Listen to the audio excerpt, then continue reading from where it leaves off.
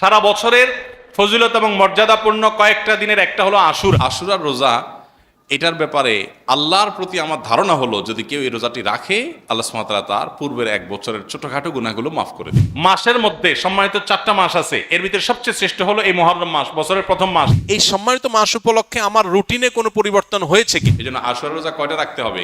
মুহররম মাসের সবচেয়ে দামি আমল কোন? মুহররম মাসে নারীদের স্পেশাল কোনো আমল আছে কিনা? নবী করিম সাল্লাল্লাহু আলাইহি ওয়াসাল্লাম বলেছেন, সিয়ামু ইয়াউমি আশুরা আহতাসিবু আলাল্লাহি আন ইউকাফিরা আস-সানাতাল্লাতী ক্বাবলাহা।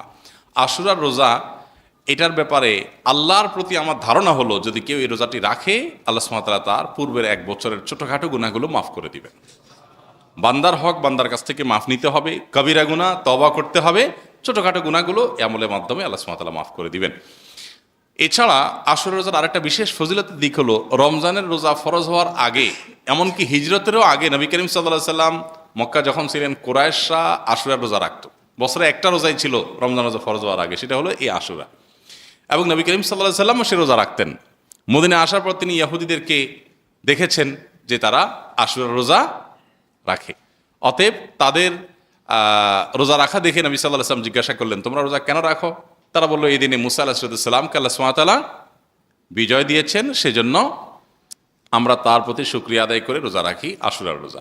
তখন নবী করিম সাল্লাল্লাহু আলাইহি সাল্লাম, এই ঘটনার পর নবী সাল্লাল্লাহু আলাইহি সাল্লাম বললেন, তাহলে আমরা বরং মুসা আলাইহিস সালামের প্রতি আল্লাহর অনুগ্রহের কারণে আরো বেশি শুকরিয়া আদায় করার আমাদের হক অধিকার আছে, আমরা তার প্রকৃত অনুসারী, তার কথা আসলে আমরা মানি, অতএব আশুরার রোজা আমরা রাখবো। তবে তাদের থেকে নিজেদের রোজাকে বৈচিত্র্যপূর্ণ স্বাতন্ত্র আনার জন্য নবী সাল্লাল্লাহু আলাইহি সাল্লাম বলেছেন তারা আশুরা রোজা রাখে একটা, আমরা রাখবো। কারণ নবী সাল্লাল্লাহু আলাইহি সাল্লাম তার জীবনের শেষ বছর বলেছিলেন যে আমি যদি পরবর্তী বছর বেঁচে থাকি তাহলে লা সুমান্না তাসিআ ওয়াল আশির, তাহলে মুহররমের 9 এবং 10 এই 2 দিন রোজা রাখতাম। এই জন্য আশুরা রোজা কয়টা রাখতে হবে? 2টা রাখা হলো সুন্নাত, আর সেই 2টা রোজা 9 এবং 10। এখন প্রশ্ন উঠতে পারে যে শুক্রবার রোজা রাখা তো হাদিসে নিষেধ আছে। এর উত্তর হলো যে শুক্রবারকে শুক্রবার হিসেবে রোজা রাখা নিষেধ, কিন্তু শুক্রবারে অন্য কোনো অকেশন এসে পড়লে, রমজান মাস শুক্রবারে পড়লে আপনি রোজা রাখবেন না। অতএব সেই হিসাবে আশুরা রোজার অংশ হিসেবে আপনি রাখতে পারেন। তাহলে এই বছর আশুরা রোজা 9-10 অথবা 10-11, তবে 9-10 রাখাটা অধিকতর উত্তম, সে রোজা রাখবো। আল্লাহ সুবহানাহু ওয়া তাআলা আমাদেরকে আমলের তৌফিক দান করুন। মুহররম মাসের সবচেয়ে দামি আমল কোনটি? মুহররম মাসের সবচেয়ে দামি আমল, মুহররম মাসের একমাত্র রুটিন আমল হলো বেশি বেশি নফল রোজা রাখা, মানে বিশেষ আমল এই মাস উপলক্ষে। অতএব নফল রোজা বিশেষ করে রাখবেন, যে যতটুকু পান, এটাই মাসের আমল। আশুরার করণীয় বর্জনীয় সম্পর্কে জানতে চাই। 10ই মুহররমকে আশুরা বলা হয়। 10ই মুহররমকে কি বলা হয়? আশুরা। মুহররমের 10 তারিখ, এটি কোরআন এবং হাদিসের দৃষ্টিকোণ থেকে খুবই গুরুত্বপূর্ণ এবং তাৎপর্যপূর্ণ একটা দিন। সারা বছরের ফজিলত এবং মর্যাদাপূর্ণ কয়েকটা দিনের একটা হলো আশুরা। মুহররমের 10 তারিখ বা 10ম দিনটি, এটি তাৎপর্যপূর্ণ হওয়ার কারণ হলো এই দিনে আল্লাহ রাব্বুল আলামিন পৃথিবীর ইতিহাসে বহু নবী রাসূলকে অন্যায় এবং বাতিলের বিরুদ্ধে বিজয় দিয়েছেন। অনেক বড় বড় ঘটনা এই দিনে ঘটেছে এবং কিয়ামতের আগে আরো ঘটবে। এদিনের সবচেয়ে বড় ঘটনা যেটি ঘটেছে বা সবচেয়ে বড় আলোচিত ঘটনা হাদিসে, সেটি হলো এই দিনে আল্লাহ নবী মূসা আলাইহিস সালামকে আল্লাহ তাআলা ফেরাউনের বাহিনীর বিরুদ্ধে বিজয় দিয়েছেন। মূসা আলাইহিস সালাম এবং ঈমানদারদের বিজয়ের দিন এটি। আশুরার 10 তারিখ বা মুহররমের 10 তারিখ বা আশুরা, এটি হলো বিজয়ের দিন মূসা আলাইহিস সালামের এবং বনী ইসরাইলের। ফেরাউন তাদেরকে ধাওয়া করেছে, আল্লাহ তাআলা তাদের জন্য নীল নদে, আল্লাহ তাআলা তাদের জন্য নদীর উপরে রাস্তা করে দিয়েছেন, সেই রাস্তা তারা পার হয়ে গেছেন অলৌকিকভাবে। আর ফেরাউন তার বাহিনী সহ তাদের অনুসরণ করতে গিয়ে মাঝ নদীর দিকে নিমজ্জিত হয়েছে। এখনো ফেরাউনের লাশ মিশরের পিরামিডে আছে। আল্লাহ বলেছেন, ওয়াকাযালিকা নুনাজ্জিকা লিবাদানিকা লিতাকুনা লিমান খালফাকা আয়া, তোমার দেহকে, হে ফেরাউন, তুমি যে অহংকারী ছিলে, তোমার দেহকে কিয়ামত পর্যন্ত আমি রেখে দিব, নষ্ট হতে দিব না, যাতে পরবর্তী প্রজন্মের কাছে তুমি শিক্ষার বিষয় হও, তোমাকে দেখে শিক্ষা নিতে পারে যে আল্লাহ দ্রোহীদের শাস্তি কি হয়, যত বড় পাওয়ারফুলই হোক না কেন। তো যাই হোক, সেই আশুরা হলো মুহররমের এই 10 তারিখ। সেই আশুরা, এটার সাথে মুসা আলাইহিস সালামের বিজয় জড়িত, ফেরাউনের পরাজয় জড়িত, হক এবং বাতিলের দ্বন্দ্বের মধ্যে চূড়ান্ত এবং শেষ বিজয় হকের হয়, সেই শিক্ষা আশুরা আমাদেরকে দেয়। আশুরা উপলক্ষে আমাদের করণীয় হলো 2টা রোজা রাখা। সবচেয়ে উত্তম হয় 9 এবং 10 রাখা। কেন উত্তম? কারণ নবী করিম সাল্লাল্লাহু আলাইহি সাল্লাম যে বছর ওয়াফাত হয়েছে, তিনি বলেছেন, যদি আমি আগামী বছর বেঁচে থাকি লা আসুমান্না তাসিআ ওয়াল আশির, তাহলে আমি 9 এবং 10 জিলহজের এই 2 দিন রোজা রাখবো। এই জন্য 9 তারিখ আর 10 তারিখ রোজা রাখা উত্তম। আর যদি 9-10 তারিখ রাখতে না পারেন তাহলে 10 আর 11 রাখবেন, 2টা রোজা রাখা উত্তম। ইহুদিরা শুধু একটা রোজা রাখে, নবী সাল্লাল্লাহু আলাইহি সাল্লাম আমাদের রোজাকে তাদের থেকে স্বতন্ত্র করবার জন্য, তাদের থেকে পৃথক করবার জন্য 2টা রোজার নির্দেশ দিয়েছেন। এই জন্য আশুরা উপলক্ষে 2টা রোজা রাখা সুন্নাত। মুহররম মাসে নারীদের স্পেশাল কোনো আমল আছে কিনা জানলে উপকৃত হতাম। মুহররম মাসে পুরুষদের জন্য যে আমলগুলো আছে আমাদের মা বোনদের জন্য একই আমল আছে, মা বোনদের জন্য আলাদা কোনো আমল নাই। মুহররম মাসের সবচেয়ে গুরুত্বপূর্ণ আমল হলো বেশি বেশি রোজা রাখা। বেশি বেশি কি রাখা? রোজা রাখা। নবী করিম সাল্লাল্লাহু আলাইহি সাল্লাম বলেছেন, আফদালুস সিয়ামি বা'দা রমাদান শাহরুল্লাহিল মুহররম।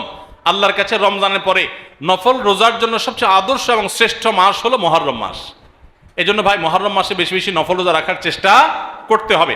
বেশি বেশি তো দূরের কথা, অনেকে একটাও রাখতে পারেন না, অন্তত 2-4টা হলেও রাখার চেষ্টা করবো ইনশাআল্লাহ। মুহররম মাস কিন্তু শুরু হয়ে গেছে, মুহররম মাস আরম্ভ হয়ে গেছে, আমরা এখন মুহররম মাসের মধ্যে আছি। সম্মানিত মাসের মধ্যে সম্মানিত 4টা মাস আছে, এর ভিতরে সবচেয়ে শ্রেষ্ঠ হলো এই মুহররম মাস, বছরের প্রথম মাস, হিজরি বর্ষের। অতএব এই মাসের প্রধান আমল হলো বেশি বেশি নফল রোজা রাখা। দ্বিতীয় আমল হলো মুহররমের 10 তারিখ আশুরা, এই আশুরা উপলক্ষে 2টা রোজা রাখা। 9 আর 10 রাখলে বেশি উত্তম, আর না হলে 10 আর 11 এই 2টা রোজা রাখা নারী পুরুষ সকলের জন্য সুন্নাহ। নারীরা যদি মাসিক অবস্থা না থাকেন তারা রাখবেন না, মাসিক অবস্থা না থাকলে তারা রাখবেন না। তাদের নিয়ত থাকলে আল্লাহ তাআলা তাদেরকে এমনিতেই সওয়াব দিবেন ইনশাআল্লাহ। তাহলে মুহররম মাসে আমল হলো বেশি বেশি রোজা রাখা, বিশেষ করে আশুরা রোজা রাখা। এর বাইরে মুহররম উপলক্ষে স্পেশাল কোনো আমল নাই যে এই মাসের জন্য আলাদা করে এটা করণীয় আছে। শেষ প্রশ্ন, সামনে মহররম মাস, মহররম মাসে বিশেষ আমলগুলো যদি জানাতেন। খুবই গুরুত্বপূর্ণ প্রশ্ন। আর কয়েকদিনের মধ্যেই মহররম মাস শুরু হতে যাচ্ছে। মহররম মাস হিজরি বর্ষের প্রথম মাস। এ মাসের সবচেয়ে বড় তাৎপর্যের বিষয় হলো এটা সম্মানিত 4 মাসের একটা। সম্মানিত মাস কয়টা ভাই? 4টা। কি কি? জিলকদ, জিলহজ, মুহররম, এই 3টা হলো ধারাবাহিক।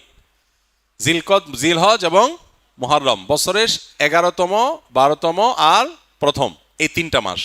আর চতুর্থ মাসটা হলো রজব ও মুদার, আল্লাযী বাইনা জুমাদা ও শাবান, জুমাদাস সানি এবং শাবানের মধ্যবর্তী রজব মাস।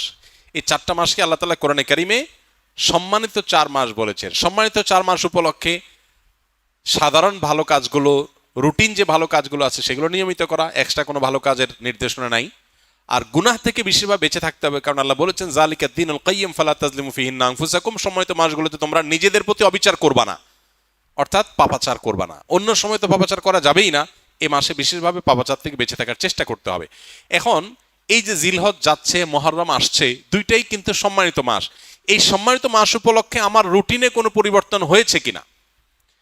রুটিনে পরিবর্তন দূরে থাকুক, আপনি একবারও মনে করেছেন কিনা একটা সম্মানিত মাস আমি অতিক্রম করছি? এটা আপনার মাথায় একবারও আসছে কিনা? যদি না আসে তাহলে আপনি আল্লাহর দেয়া সম্মানিত মাসের সম্মান দিলেন না। এজন্য আমাদের অন্তত এই ধারণাটা মাঝে মধ্যে জেগে উঠতে হবে মনের মধ্যে যে আমরা সম্মানিত মাস ক্রস করছি, অতিক্রম করছি। তাহলে মুহররম মাস সম্মানিত মাসের ভিতরে সবচেয়ে সম্মানিত মাস। নবী করিম সাল্লাল্লাহু আলাইহি ওয়াসাল্লাম এই মাসের একটা বিশেষ করণীয় স্থির করেছেন, সেটা হলো বেশি বেশি নফল রোজা রাখা। মুহররম মাসে বেশি বেশি রোজা রাখা। তিনি বলেছেন আফদালুস সিয়ামি বা'দা রমাদান শাহরুল্লাহিল মুহররম। সহিহ মুসলিমের হাদিস যে রমজানের পর আল্লাহর কাছে সবচেয়ে উত্তম রোজা হলো আল্লাহর মাস মুহররম মাসের রোজা। এই জন্য এই মাসে বেশি বেশি আমরা নফল রোজা রাখবো ইনশাআল্লাহ। এই মাসের তাৎপর্য আরেকটা কারণ হলো এই মাসে আশুরা আছে, অর্থাৎ মুহররমের 10 তারিখটা বিশেষ তাৎপর্য পূর্ণ একটা দিন, যেদিনে আল্লাহ তাআলা মূসা আলাইহিস সালামকে মুক্তি দিয়েছেন ফেরাউনের বাহিনীর বিপরীতে, এবং নবী সাল্লাল্লাহু আলাইহি সাল্লাম সেই ঘটনায় আল্লাহর কৃতজ্ঞতা আদায় করে মূসা আলাইহিস সালামের সপক্ষে তিনি আল্লাহর কাছে সিয়াম পালন করেছিলেন, এবং আশুরার দিনে রোজা রাখার ফলে 1 বছর পূর্বের গুনাহ মাফ হয়ে যায়। এবং আশুরার সাথে আরো একদিনের রোজা রাখে 9 অথবা 11 মুহররম, 10 তারিখে তো বটেই, তার সাথে 9 তারিখ অথবা 11 তারিখ প্লাস করে 2টা রোজা রাখা হলো সুন্নাহ। এটা হলো মুহররম মাসের করণীয়। সারা মাসে বেশি রোজা রাখা, আশুরার রোজা রাখা বিশেষভাবে, আর সম্মানিত মাস হিসাবে এ মাসের সম্মান দিয়ে চলা, এ হলো মুহররম মাসের করণীয়। এর বাইরে মুহররম মাসকে ঘিরে আমাদের দেশে তাজিয়া মিছিল, শোক মিছিল সহ নানাবিধ কার্যক্রম আমাদের চোখে পড়ে। এগুলোর সাথে কোরআন বা সুন্নাহর কোনো সম্পর্ক নেই, এগুলো মন গড়া এবং বেদাত। যেই দিনে আশুরার দিনে রোজা রাখার কথা বলা হয়েছে সেই দিনে লাল ডেক বসায় যদি খিচুড়ি খায় তাহলে সুন্নাহর খেলাফ কাজ হবে, আরো সে কাজটি আমাদের দেশে হচ্ছে। সুন্নাহর প্রচলন নাই, বেদাতের প্রচলন আছে। মুহররম মাস হিজরি সনের প্রথম মাস। এ মাস সম্মানিত 4 মাসের মধ্যে সবচেয়ে মর্যাদাপূর্ণ মাস। সম্মানিত 4টি মাসের মধ্যে সবচেয়ে মর্যাদাপূর্ণ মাস হলো মুহররম মাস।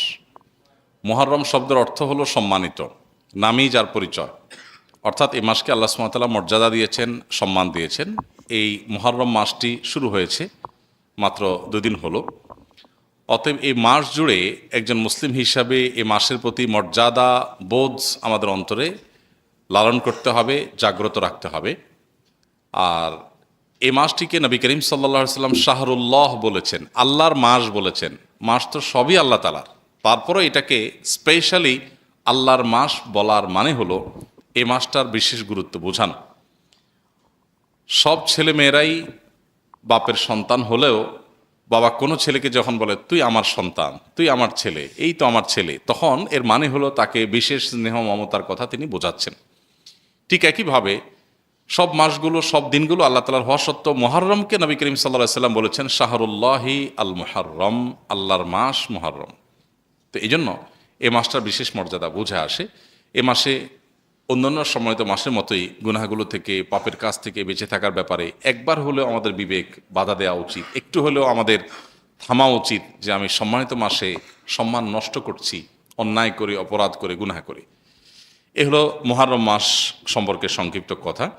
এ মাসে নফল রোজা বেশি বেশি নবী করিম সাল্লাল্লাহু আলাইহি ওয়াসাল্লাম রাখাকে উত্তম বলেছেন। রমজানের পরে সবচেয়ে বেশি এই মাসে নফল রোজা রাখাটা উত্তম। অতএব সে চেষ্টা আমরা করবো। আল্লাহ আমাদেরকে তৌফিক দান করুন।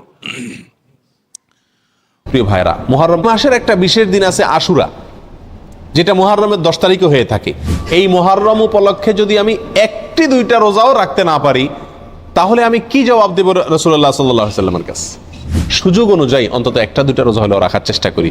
নিজে যদি রাখতে না পারি, নিজেদের বন্ধু বান্ধব, পরিবার যারা রাখার মতো সুযোগ আছে, ডিউটির চাপ নাই, কষ্টের ডিউটি নাই, তাদেরকে অন্তত উৎসাহিত করি। আলহামদুলিল্লাহ রাব্বিল আলামিন ওয়াসসালাতু ওয়াসসালামু আলা নাবিয়িনা মুহাম্মদ ওয়া আলিহি ওয়া আসহাবিহি আজমাইন, আম্মা বা'দ। প্রশংসা কেবল আল্লাহ সুবহানাহু ওয়া তাআলার জন্য, দরুদ এবং সালাম নাজিল হোক প্রিয় নবী মুহাম্মদ মুস্তাফা সাল্লাল্লাহু আলাইহি ওয়াসাল্লামের প্রতি। আল্লাহুম্মা সাল্লি আলাইহি, আল্লাহুম্মা বারিক আলাইহি। সম্মানিত ভাই বন্ধুগণ, হিজরি বর্ষের প্রথম মাস মুহররম। এই মুহররম মাস, এই মাসের কিছু জ্ঞাতব্য বিষয় আছে, এ মাসের কিছু তাৎপর্য আছে, এ মাসের কিছু করণীয় আছে, আবার কিছু বর্জনীয় কাজ আছে। আমরা সংক্ষেপে আজকে জেনে নিব যে মুহররম মাসের কি গুরুত্ব কোরআন এবং হাদিসের দৃষ্টিতে আছে, এবং এই মাস উপলক্ষে একজন মুমিনের জন্য কি কি করণীয় আছে, আর এই মাস উপলক্ষে একজন মুমিনের জন্য কি কি বর্জনীয় আছে। প্রথম কথা হলো, মুহররম মাস এটি হলো কোরআনে কারীমের সূরা তাওবার 36 নম্বর আয়াতে ঘোষিত বছরের 12 মাসের 4টি সম্মানিত মাসের অন্যতম। আল্লাহ সুবহানাহু ওয়া তাআলা কোরআনে কারীমে সূরা তাওবার 36 নম্বর আয়াতে ইরশাদ করেছেন, মিনহা আরবাআতুন হুরুম। বছরের যে 12টি মাস আছে, তার মধ্য থেকে 4টি মাস হলো সম্মানিত মাস, বিশেষ মর্যাদাপূর্ণ মাস।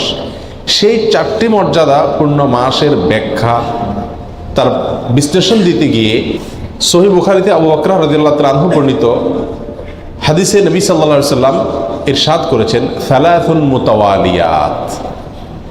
3টি হলো ধারাবাহিক মাস। বছরের যে 4টি সম্মানিত মাস আছে, সেই সম্মানিত 4 মাসের মধ্যে 3 মাস হলো ধারাবাহিক, একটার পর একটা। সেই ধারাবাহিক 3টি মাসের শেষ মাস হলো এই মুহররম। সম্মানিত মাসের অপর মাসটি হলো রজব, আল্লাযী বাইনা জুমাদা ওয়া শাবান, রজব মুদার আল্লাযী বাইনা জুমাদা ওয়া শাবান, অর্থাৎ রমজান মাসের আগের মাস, জুমাদা সানি এবং শাবান মাসের মধ্যবর্তী যে মাসটা রজব মাস, সেটাও সম্মানিত 4 মাসের 4র্থ মাস। প্রিয় ভাইরা, আমরা প্রায় সময় বলে থাকি যে আল্লাহ সুবহানাহু ওয়া তাআলা বছরের 12টি মাসের মধ্যে 4টি মাসকে সম্মানিত ঘোষণা দিয়েছেন, মর্যাদাপূর্ণ মাস বলে ঘোষণা দিয়েছেন। আল্লাহ যে মাসকে সম্মানিত বলে ঘোষণা দিয়েছেন, মর্যাদাপূর্ণ বলে ঘোষণা দিয়েছেন, সেই মাসগুলো কখন আসে, কখন যায়, বা কোন কোন মাস সম্মানিত মাস, কোন কোন মাস সাধারণ মাস, এই সম্পর্কে আমাদের সমাজে খুব একটা ধারণা নাই বললেই চলে।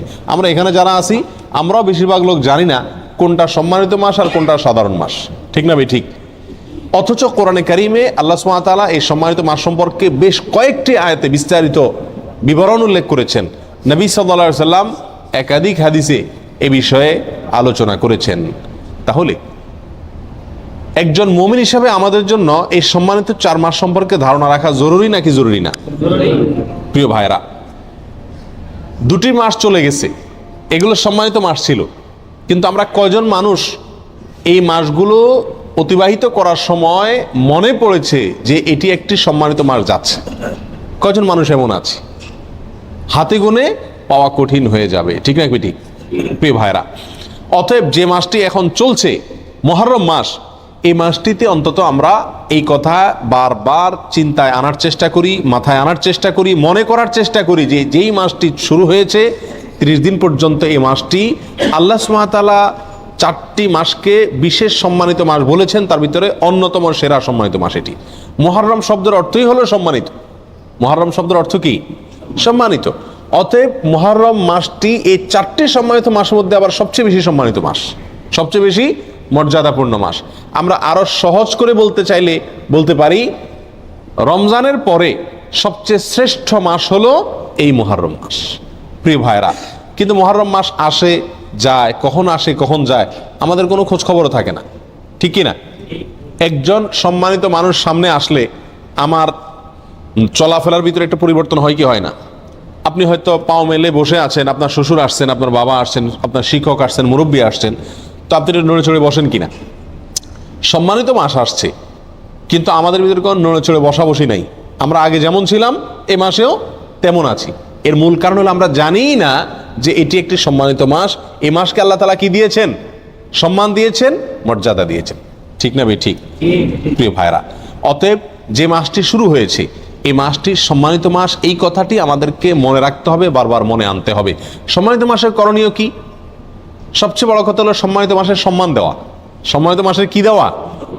সম্মানী মানুষকে যেরকম সম্মান দিতে হয়, আল্লাহ যেহেতু এই মাসকে সম্মানিত ঘোষণা করে দিয়েছেন, অতএব এই মাসকে সম্মান দেওয়া। এই মাসকে সম্মান আমরা কিভাবে দেব? নেক কাজ, ভালো কাজ, 5 ওয়াক্ত সালাত ইত্যাদি, এগুলোকে সময় মতো আদায় করব। অন্য মাসে যদি একটু গাফলতি করি, এই মাসে গাফলতি করব না। এই কথা মাথায় রেখে যে এটা সাধারণ মাস না, এটা কি মাস? সম্মানিত মাস। যারা সবসময় বিড়ি সিগারেট খায় এরা কিন্তু শ্বশুরের সামনে খায় না, ঠিক কি না? কেন?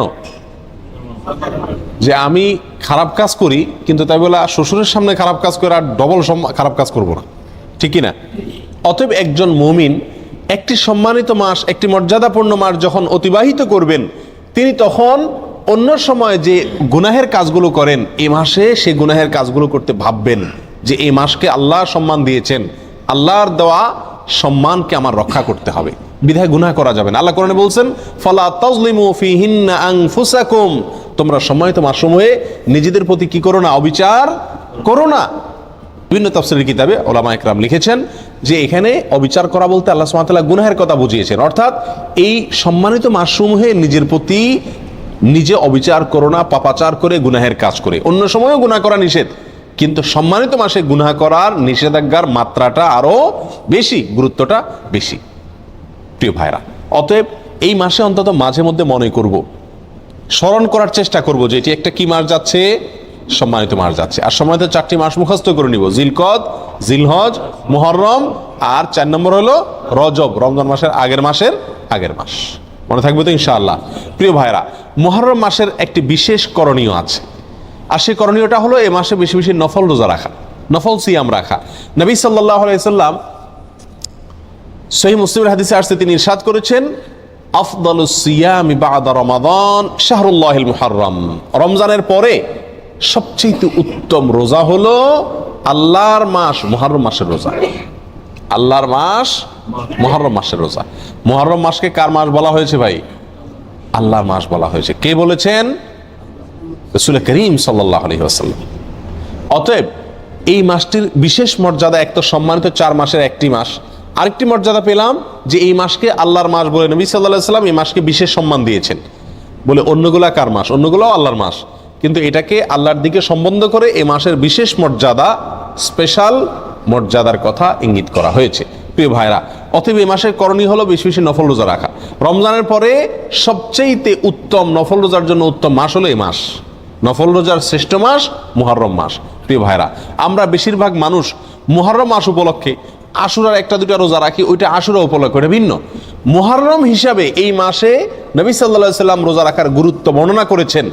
রমজানের পরে সবচেয়ে বেশি রোজার জন্য গুরুত্বপূর্ণ মাস হিসেবে অভিহিত করেছেন। তিনি নিজে অবশ্য শাবানে রেখেছেন, এই মাসে রাখার সুযোগ তিনি পান না। এই মাসে রোজার ফজিলত নাজিল হওয়ার পরে তিনি রাখার সুযোগ পান নাই, তার আগেই হয়তো তিনি দুনিয়া থেকে বিদায় নিয়ে গেছেন, আর সেজন্য তিনি রাখতে পারেন নাই, কিন্তু আমাদেরকে জানাই গেছেন। প্রিয় ভাইরা, মুহররম তো প্রতিবারই আমাদের জীবনে একবার করে আসে, প্রতি বছরই একবার করে আসে। এই মুহররম উপলক্ষে যদি আমি একটি দুইটা রোজাও রাখতে না পারি, তাহলে আমি কি জবাব দেব রাসূলুল্লাহ সাল্লাল্লাহু আলাইহি সাল্লামের কাছে? কথা বুঝে আসছে? এই মুহররম উপলক্ষে যদি একটি রোজাও আমি না রাখি, তাহলে নবী সাল্লাল্লাহু আলাইহি সাল্লাম যে মাসে রোজার এত গুরুত্ব বর্ণনা করছেন, সেটাকে আমি কোনো কি করলাম না, কেয়ারই করলাম না, পাত্তাই দিলাম না। ঠিক না ভাই? ঠিক। এই জন্য ভাই, সুযোগ অনুযায়ী অন্তত একটা দুটা রোজা হলেও রাখার চেষ্টা করি। নিজে যদি রাখতে না পারি, নিজের বন্ধু বান্ধব পরিবার যারা রাখার মতো সুযোগ আছে, ডিউটির চাপ নাই, কষ্টের ডিউটি নাই, তাদেরকে অন্তত উৎসাহিত করি এবং নিজে মাথায় রাখি, নিয়ত রাখি, আল্লাহ যখনই তৌফিক দিবেন মুহররম মাস উপলক্ষে এই মাসে নফল রোজা রাখার গুরুত্ব রয়েছে, সেই জন্য অন্তত এক দুটা রোজা হলেও রাখার চেষ্টা করি। রাখবো তো ইনশাআল্লাহ। আল্লাহ তাআলা আমাদের সকলকে তৌফিক দান করেন। প্রিয় ভাইরা, এই হলো মুহররম মাস উপলক্ষে করণীয়। একমাত্র করণীয় হলো এই মাসে বেশি বেশি নফল রোজা রাখা, আর সম্মানিত মাস হিসেবে গুনাহের কাজ কম করা, নেকির কাজ ভালো করে বেশি করে করার চেষ্টা করা, যুদ্ধ বিগ্রহ না করা। এই মাসের একটা বিশেষ দিন আছে আশুরা, যেটা মুহররমের 10 তারিখে হয়ে থাকে। এই আশুরা উপলক্ষে আমাদের বেশ কিছু করণীয় আছে, আবার কিছু বর্জনীয় আছে। করণীয় কাজ কি সে বিষয়ে বলার আগে বলতে চাই, নবী করিম সাল্লাল্লাহু আলাইহি সাল্লাম মক্কা থেকে যখন মদিনায় হিজরত করে আসলেন, তিনি দেখলেন যে মদিনার মানুষেরা, ইহুদিরা, মদিনায় ইহুদিদের বসবাস ছিল, তাদেরকে তিনি দেখতে পেলেন যে তারা আশুরার দিন অর্থাৎ মুহররমের 10 তারিখে রোজা রাখে। তখন নবী করিম সাল্লাল্লাহু আলাইহি সাল্লাম তাদেরকে জিজ্ঞেস করলেন যে তোমরা এই দিনে রোজা রাখো কেন, রহস্য কি, কি কারণে রোজা রাখো? তখন ইহুদিরা নবী সাল্লাল্লাহু আলাইহি সাল্লামকে জবাব দিলেন যে এই দিনে আমরা রোজা এই জন্য রাখি যে এই দিনে আল্লাহ সুবহানাহু ওয়া তাআলা তার নবী, আমাদের নবী অর্থাৎ বনী ইসরাঈলের নবী, ইহুদিদের নবী মুসা আলাইহিস সালামকে এবং তার জাতি বনী ইসরাঈলকে আল্লাহ তাআলা মুক্তি দিয়েছেন। ফেরাউনের অধীনে তারা কৃতদাস হিসাবে দীর্ঘদিন বন্দী ছিলেন, জুলুমের শিকার ছিলেন। আল্লাহ তাআলা তাদেরকে মুক্তি দান করেছেন, ফেরাউনকে ডুবিয়েছেন, সমুদ্রে ফেরাউনকে ডুবিয়েছেন, আর মুসা আলাইহিস সালামকে এবং বনী ইসরাঈলকে আল্লাহ তাআলা রক্ষা করেছেন। তাহলে বনী ইসরাঈল জাতির প্রতি, মুসা আলাইহিস সালামের প্রতি আল্লাহ তাআলা অনুগ্রহ নাজিল করেছেন, তাকে এবং তার জাতিকে স্বাধীনতা দিয়েছেন, মুক্তি দিয়েছেন। আর সেই জন্য আমরা তার উম্মত হিসাবে শুকরিয়া আদায় করে এই দিন রোজা রাখি। নবী করিম সাল্লাল্লাহু আলাইহি সাল্লাম তাদের এই কথা শুনে বললেন, নাহনু আহাক্কু বিমূসা, তোমরা মুসা আলাইহিস সালামের অনুসারীর দাবি করো ঠিক আছে, কিন্তু মুসা আলাইহিস সালামের অনুসারী হিসাবে তোমরা যত না সত্য, তার চাইতে বেশি সত্যবাদী অনুসারী হিসাবে আমরা। অতএব মুসা আলাইহিস সালামের প্রতি আল্লাহর অনুগ্রহ নাজিল হয়েছে এই দিনে, সেই উপলক্ষে তোমরা যদি শুকরিয়া আদায় করে আল্লাহর কাছে রোজা রাখো, তাহলে আমাদের রোজা রাখার অধিকার আরো বেশি। এই নবী সাল্লাল্লাহু আলাইহি সাল্লাম তখন সাহাবা একরামকে বললেন যে তোমরাও কি করবে, আশুরার দিনে রোজা রাখবে, তবে ইহুদিদের সঙ্গে ব্যতিক্রম করবে। ইহুদিদের সঙ্গে কি করবে? ব্যতিক্রম করবে। আর ব্যতিক্রমটা হলো এই যে তারা একটি রোজা রাখে, আমরা দুইটা রাখবো। তারা রাখে শুধু আশুরার দিনে, আমরা রাখবো তার সাথে আরেকটা রোজা যোগ করে। এই আরেকটা রোজা যোগের ব্যাপারে কোনো কোনো বর্ণনা আসছে একটা আগে অথবা একটা পরে, অর্থাৎ 9, 10 অথবা 10, 11। আশুরা তো 10 তারিখের রোজা, তার সাথে একটা আগে অথবা পরে যে কোনো একদিন একটা রোজা যোগ করে হয় 9, 10 আর না হয় 10, 11 রাখার জন্য বলা হয়েছে। যদিও সেই হাদিসকে ওলামা একরামের কেউ কেউ সহিহ বলেছেন, কেউ কেউ জয়ীফ বলেছেন। তবে নবী করিম সাল্লাল্লাহু আলাইহি ওয়াসাল্লাম তার মৃত্যুর আগের বছর বা তিনি তার মৃত্যুর বছর বলেছিলেন যে আল্লাহ যদি আমাকে আগামী বছর হায়াতের বাঁচিয়ে রাখেন, আমি যদি বেঁচে থাকি, তাহলে লাসুমান্নাত তাসিআ ওয়াল আশিরা, তাহলে আমি আগামী বছর মুহররম আসলে, আশুরা আসলে 9 এবং 10 2 দিন রোজা রাখবো। এই হাদিস থেকে বোঝা গেল নবী সাল্লাল্লাহু আলাইহি সাল্লামের আকাঙ্ক্ষা ছিল, তার নিয়ত ছিল, তার ইচ্ছা ছিল আশুরার সাথে আগের দিন রোজা মিলিয়ে রাখা, অর্থাৎ 9, 10, 11 না। এই জন্য ওলামা ইকরাম বলেন সবচেয়ে উত্তম হলো আশুরা উপলক্ষে একজন মুমিনের জন্য 2টা রোজা রাখা। আর সে 2টা রোজা হলো কোনটা? 9 এবং 10। কথা বোঝা আসছে? শুধু 10 তারিখের রোজা রাখা যাবে কিনা, যে 2টা রাখতে পারতেছে না সে কমপক্ষে একটা রাখতে পারবে কিনা, এ বিষয়ে ওলামা ইকরাম অনেকে বলেছেন এটা অনুচিত হবে, মাকরুহ হবে। কেন? কারণ হলো ইহুদিদের সাথে মিল হয়ে যায়, নবী সাল্লাল্লাহু আলাইহি ওয়াসাল্লাম ইহুদিদের থেকে ব্যতিক্রম করতে বলেছেন, সেজন্য একটা রাখা উচিত নয়। আর অন্যান্য ওলামা ইকরাম বলেন যে নাই মামার চাইতে কানা মামা ভালো, একেবারে দুইটা যদি না রাখতে পারে কমপক্ষে একটা রাখলো। কথা বুঝে আসছে? তো যাই হোক, দুইটা রাখা উত্তম, আর সেটা হলো 9 এবং 10। নবী সাল্লাল্লাহু আলাইহি সাল্লাম আশুরার রোজার ফজিলত তালাশের জন্য, এই রোজার ফজিলত অন্বেষণের জন্য যত চেষ্টা করতেন, রমজানের ফরজ রোজার পরে অন্য কোনো নফল রোজার ব্যাপারে, নফল রোজার ফজিলত আহরণ করার ব্যাপারে এত বেশি চেষ্টা তিনি করতেন না বলে হাদিসে প্রমাণিত। এক বর্ণনা আসছে, নবী সাল্লাল্লাহু আলাইহি সাল্লাম বলেছেন, আবু হুরায়রা রাদিয়াল্লাহু তাআলা বর্ণনা করছেন হাদিসটি, যে সাল্লাল্লাহু আলাইহি সাল্লাম ইরশাদ করেছেন, সিয়ামু ইয়াউমি আশুরা আহতাসিবু আলাল্লাহি আন ইউকাফিরা সানাতাল্লাতী ক্বাবলা।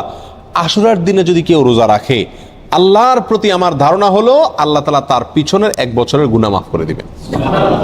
ছোট ছোট যে অপরাধগুলো হয়ে থাকে এগুলো আল্লাহ তাআলা মাফ করে দিবেন যদি কেউ কি রাখে, আশুরার রোজা রাখে। প্রিয় ভাইরা, এই রোজার এত বেশি গুরুত্ব যে মদিনাতে সাহাবায়ে কেরাম ফরজ রোজা ছাড়া অন্য কোন নফল রোজার জন্য নিজের শিশুদেরকে রোজা রাখাইতেন না, বা রাখাইতেন বলে জানা যায় না, কিন্তু আশুরার রোজা তাদের ছোট ছোট শিশুদেরকে দিয়ে রাখাইতেন। এবং শুধু রাখাইতেন তা নয়, বাচ্চারা যাতে রোজাটা রাখতে পারে, যাতে ক্ষুধার তাড়নায় ভেঙে না ফেলে, সেজন্য তাদেরকে খেলনা ইত্যাদি দিয়ে ভুলায় রাখতেন। এইসব কিছু থেকে আশুরার রোজার গুরুত্ব একজন মুমিনের কাছে পরিষ্কারভাবে ফুটে ওঠে।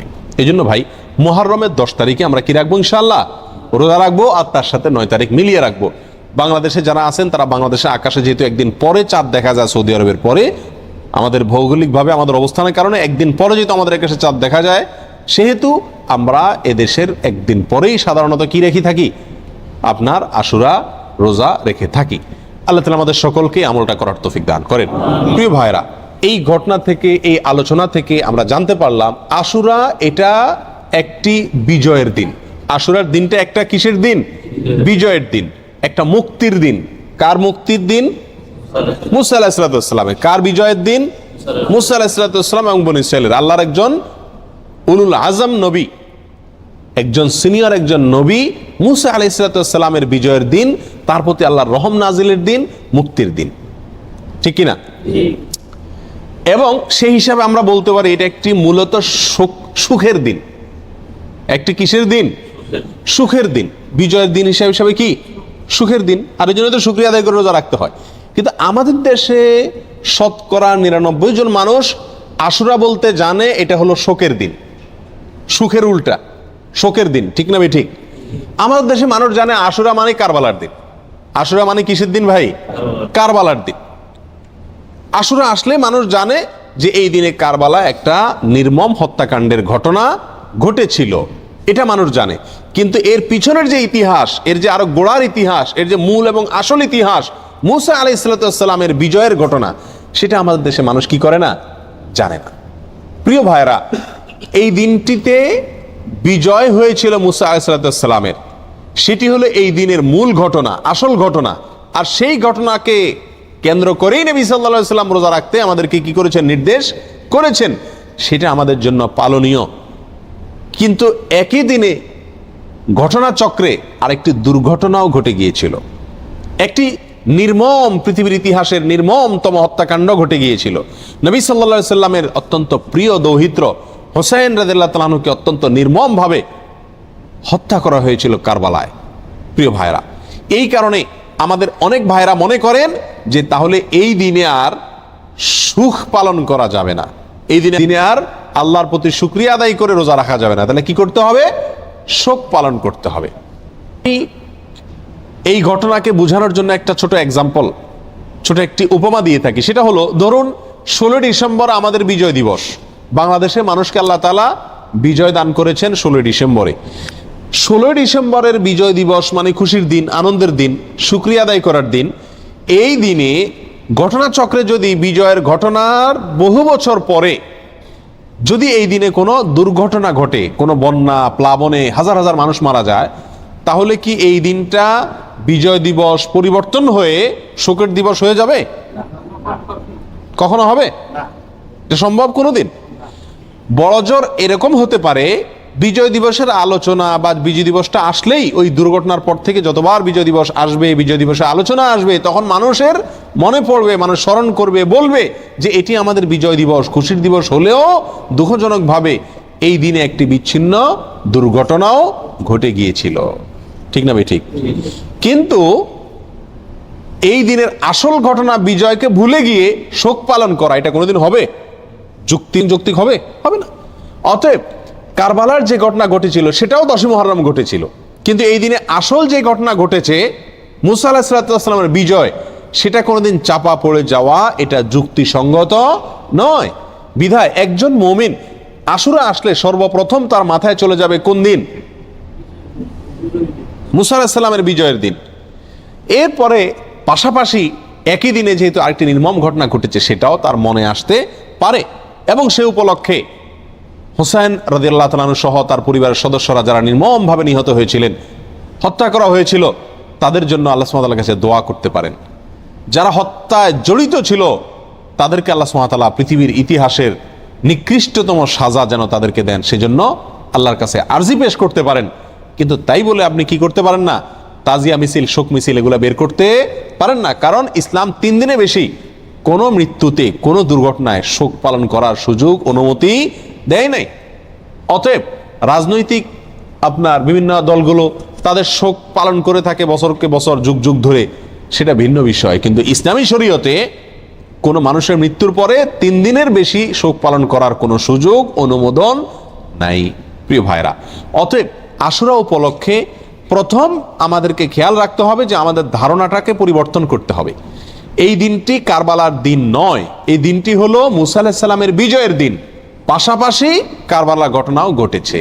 আল্লাহ তাআলা আমাদেরকে সঠিকটা বুঝার তৌফিক দান করেন। প্রিয় ভাইয়েরা, এখন আমরা এই দিনে কি আসলে যেহেতু 2টা ঘটনায় ঘটছে, কোনটাকে আমরা বড় করে দেখব?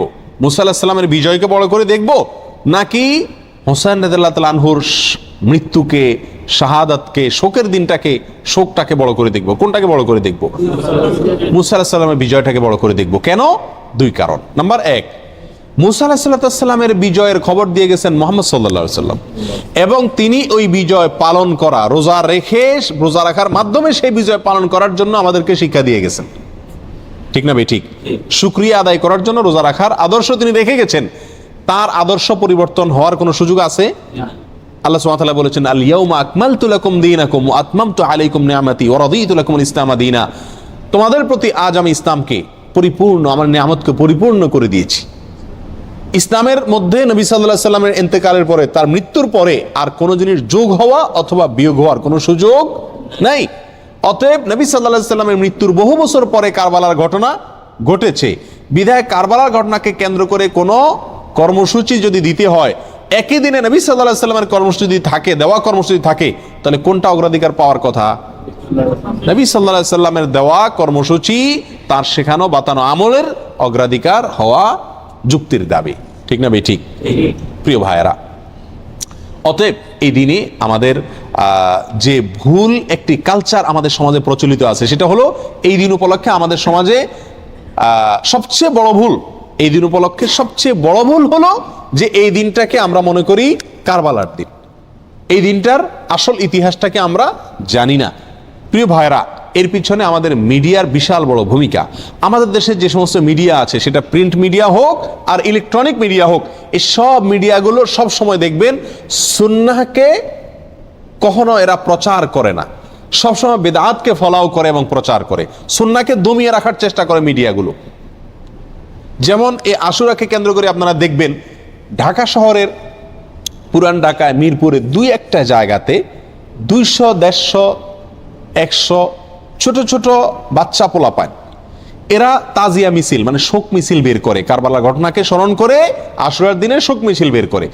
ওই মিছিলের ঘটনাকে, ওই মিছিলকে আপনার সারাদিন টেলিভিশন, রেডিও, পত্রপত্রিকায় ফলাও করে প্রকাশ করে, এবং ওই দিনের সংবাদের অন্যতম শিরোনাম থাকে সমস্ত মিডিয়াগুলোতে, আজ পবিত্র আশুরা। আজকের এই দিনে মহানবী হযরত মুহাম্মদ সাল্লাল্লাহু আলাইহি সাল্লামের প্রিয় দৌহিত্র হুসাইন রাদিয়াল্লাহু তাআলা আনহুকে কারবালার প্রান্তরে, ইরাকের কারবালার প্রান্তরে নির্মমভাবে শহীদ করেছে অমুক অমুক অমুক অমুকে। এখানে বলতে বলতে কোনো মিডিয়াতে, বিশেষ করে রেডিও চ্যানেলগুলোতে বিশিষ্ট সাহাবী, কোরআনের লেখক, ওহির লেখক মুআবিয়া রাদিয়াল্লাহু তাআলাকে অকথ্য ভাষায় গালিগালাজ করা হয়। কথা বুঝে আসছে? এবং সংবাদে আরো বলা হয় এই দিনটি উপলক্ষে রাজধানী ঢাকা সহ দেশের বিভিন্ন জায়গায় তাজিয়া মিছিল বের করা হয়েছে, অর্থাৎ শোক মিছিল বের করা হয়েছে। প্রিয় ভাইরা, 150-200 লোকের 2-3টা মিছিল, এটা সারাদিন সংবাদে বলে। একই দিনে মহানবী হযরত মুহাম্মদ সাল্লাল্লাহু আলাইহি সাল্লামের সুন্নাহকে পালন করতে গিয়ে, নির্দেশকে পালন করতে গিয়ে সারা দেশে লক্ষ লক্ষ মানুষ নফল রোজা রেখেছেন, সেই কথা কিন্তু কোনো মিডিয়া কি করে না, বলে না। যার কারণে মানুষ ওই ভুলটা জানে, সঠিকটা জানে না। বেদাত জানে, সুন্নাহ জানে না। একটা জানে, আরেকটা জানে না। ঠিক না ভাই? ঠিক। প্রিয় ভাইরা, অতএব আমাদেরকে সঠিকটার প্রচার করতে হবে। এই জাতীয় বিষয়গুলোকে বেশি বেশি কি করতে হবে? প্রচার করতে হবে। আজ মিডিয়াতে যদি এই দিনের মূল ঘটনা যেটি হাদিসে বর্ণিত হয়েছে সেটি যদি আসতো, পাশাপাশি কারবালা ঘটনাও আসতো, তাহলে সেটা কি ছিল না? দোষণীয় ছিল না।